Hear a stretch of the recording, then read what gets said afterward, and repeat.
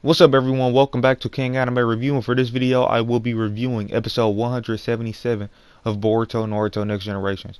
And this episode was another one of those chill episodes, kind of laid back, not too action focused, but it did have a nice message to it, and it was still connected to what's going on with the car and stuff like that. So after all that stuff we found out last week about Naruto and the higher ups finding out about the outers of Korra and how big the Korra organization is, they wanted to heavily focus. They wanted to heavily focus on rebuilding the sensory division, and with help from the scientific ninja tool team, they made some adjustments to the sensory unit. They're still using the same thing that they used in the fourth grade ninja war, which was huge water, that huge water spear to like sense people's chakra and stuff like that. But now it's going to be running basically all night since it's running on a machine and they don't need people to do it. I guess like it's running automatically. They don't need somebody to hold it up there all the time, and it's going to be able to detect any intruders, or at least that's what they thought. But in this episode, we find out that there are people who possess very rare abilities to copy other people's chakra, because it was brought up in this episode that it was this guy in the bingo book, and since Sugadai is a tuning, and they already had a whole episode about that a really long time ago about Sugadai becoming the tuning. I still think it should have been Sorta. I don't get why they chose Sugadai. Like, I still don't understand that. I think they were just trying to create a parallel with Naruto, since Shikamaru became a tuning. He was the first member of his generation to become a tuning, but I think Sarda definitely deserved to be a tuning way more than Shikadai. Anyways, so in the bingo book, it was this guy who possesses a very rare jutsu, which is to actually change his chakra into other people's chakra. He can transform his chakra into other people's chakra. Now that's a very, very rare jutsu, so that usually doesn't happen. And Boruto brought up that he was asking, like, Shukadai, can't somebody just basically transform into someone else's chakra, just like use the transformation jutsu and change their chakra into someone else's? Shukadai, I mean, Inojin said that's impossible. That never happens, even if you transform into someone. So basically, even if you do a transformation jutsu, your chakra will still remain the same. But the exception to that is there is this very, very rare jutsu where you can do that. And I think Shijoji is one of those people who had that rare jutsu with his corpse clone jutsu. I believe he was able to transform into people's chakra and stuff like that as well. But yeah, so that stuff came in towards the end of the episode, but the start of the episode was pretty much just focused on Inojin, and they were doing this operational test with basically trying to improve the sensory unit and trying to improve the sensory capabilities of the Hidden Leaf Village with help from the Scientific Ninja Tool team. They seem to develop this technology where they can have, like, basically with the Scientific Ninja Tools, they can have basically transform someone into or give them an enemy signature or a unusual signature with their chakra. So at the beginning of the episode, Sai, he was pretending to be someone else via this operational test. He was using a Scientific Ninja Tool to transform a chakra, uh, or I guess to give him a chakra signature that the sensory unit will be able to distinguish. So they were doing this in order to improve the sensory division, and yeah, they were using help from the Scientific Ninja Tools team. Now then we got into this stuff with Inojin. Basically, he was kind of down on himself because he wasn't as good as his mom, and his mom is like very respected due to her. Basically, after her father died, she took things over and she made things better with the Scientific Ninja Tool. I mean, with the sensory unit. So yeah, he was a little bit down on himself. But the message of this episode, basically the overall message of the episode that Inojin learned was, you have to, or you don't have to force yourself to do stuff, but whatever you do, you should try your best at it. That was basically the overall message of the episode, and that was a really good message. Uh, uh, Basically, in a lot of these episodes that we get that are more so kind of chill episodes, we get a lot of great life lessons or just lessons in general. Just like with the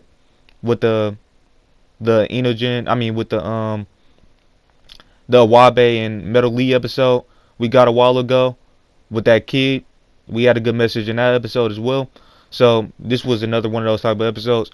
And yeah, like I said, towards the end of the episode, they found out about that guy in the bingo book because Inojin was trying to sense the intruder's chakra. He was really trying to sense Shukadai's chakra since Shukadai was taking part in the operational test. And he found Shukadai's chakra, but he also found another guy's chakra that seemed it seemed creepy to him. And it was like kind of glitchy and stuff. And they ended up finding out, coming to the conclusion that it was the guy from the bingo book who uses that jutsu.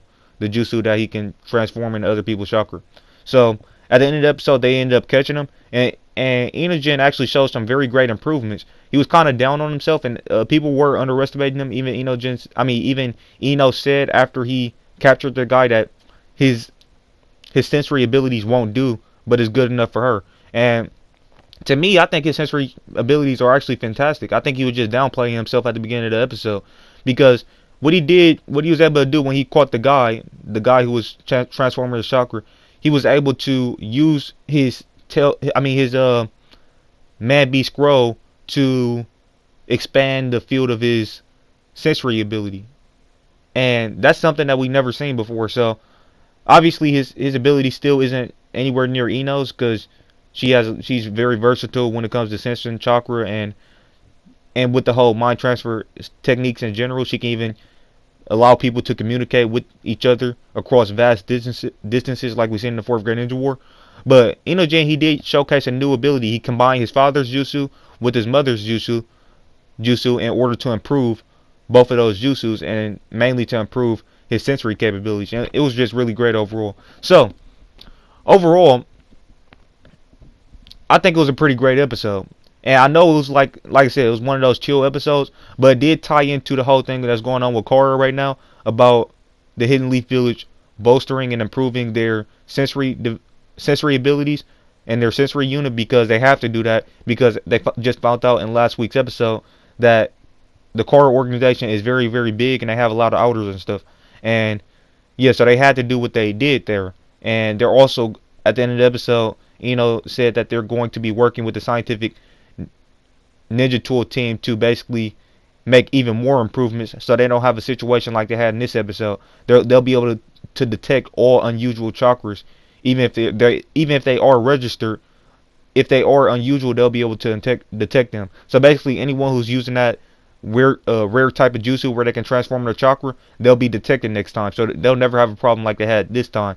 However, in next week's episode, Ayo from the manga, he did appear, and he was the guy who was in the 4th grade Ninja War arc from the Hidden Mist Village. He was the Mizukage's one of her bodyguards during the 5 Kage Summit, and he was a part of the sensory unit in the 4th grade Ninja War arc, and he should have died in that arc because the Jubi bomb that killed Ino and Shikamaru's father, it actually destroyed the sensory unit, and he should have died from that. He should not have survived.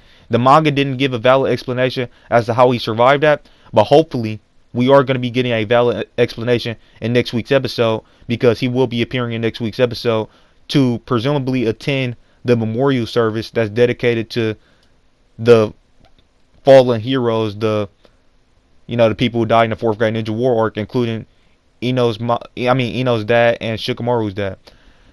So yeah, I can't wait. I'm looking forward to next week's episode. Next week's episode 178, is the start of the AO arc, but it's not. They are going to be expanding on it, so some stuff will be added. Some stuff that was in the manga will be added, which is actually a good thing, because like I said, hopefully they give us a flashback explaining how AO managed to survive that deadly attack in the 4th grade Ninja War arc. I'm really looking forward to that.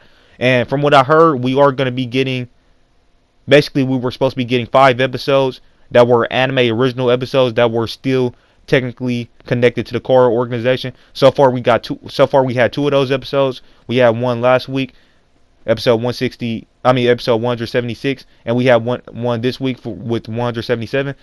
And so with 178, we're going to be getting that stuff with Ayo, and hopefully we're going to be getting his flashback, his backstory as to how he survived the Tail Beast bomb or Jubi bomb that he should have died from. And then we are going to be getting 2 episodes after that. So basically the rest of December we're still going to be getting anime original stuff, but it's still technically a part of the AO arc. But in January, I believe that's when we're actually going to start be getting into that.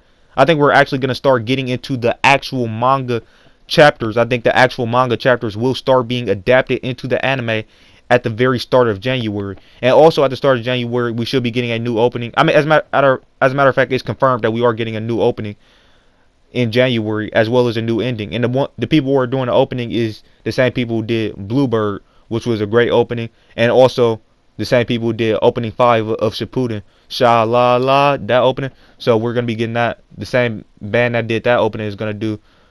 I mean, those openings. The same band that did those openings from Naruto Shippuden are gonna be doing opening 8 of Boruto, which I can't wait to hear. So with all that being said, it was just a great episode overall. I'll give it a, even though it was a chill episode, I'll give it a 9.5. It was for story 9.5. Art and animation 9 for both of those. So I'll say overall is like a 9.5 episode. Really good episode of Boruto. And also I forgot to mention that the opening, we did get a different variation of the opening, which is why you should never skip a opening in anime in general, because sometimes even if you're not expecting a new opening, they might add like a different version of the opening. Like they might add or make some changes to the opening that we currently have, just like they did in this episode. And we actually seen Kawaki. Now we already seen him in opening 7. We seen a silhouette, like a shadow, like darked out figure of him in opening 7. But they actually made a variation. They changed stuff in this opening. We still have basically the same opening, except you can actually clearly see Kawaki. You can see all of his colors. You can basically see his full anime character design, and you can see like all of his colors and stuff. And basically you can basically see him, and he's not like shaded out. You can see exactly how he looks and the colors of his outfit and his body and stuff. So that's very cool. And we also, and the same is the case for Kashin Koji, Amato, Delta, and Boro. You can see all of them very, very clearly in the opening. They're not like shaded out anymore. So that's cool. A nice little variation, a nice new version of the opening. And I was going to talk about that at the start of the video, because that was the thing that was, honestly, to me, that was the most hyped thing about this episode. It was even more hyped than the preview for next episode where we saw Ayo, because we actually finally saw a very, very clear, we actually very, very clearly saw Kawaki for the first time in Boruto since, you know, the last time we seen Kawaki very clearly was back in the first episode when we seen a couple of seconds of him. But that was the older teen Kawaki from the future.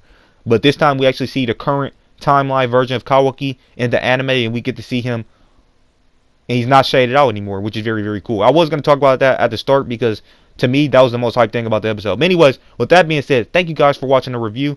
Let me know what you guys thought of the episode and of the review in the comment section below. And with that being said, yeah, thank you guys for watching. Please like the video, please comment, and subscribe to the channel if you're new, and please turn on that channel notification bell to be notified on all of my future videos. With that being said, thank you guys for watching the video. I'll catch you in the next one. Peace out.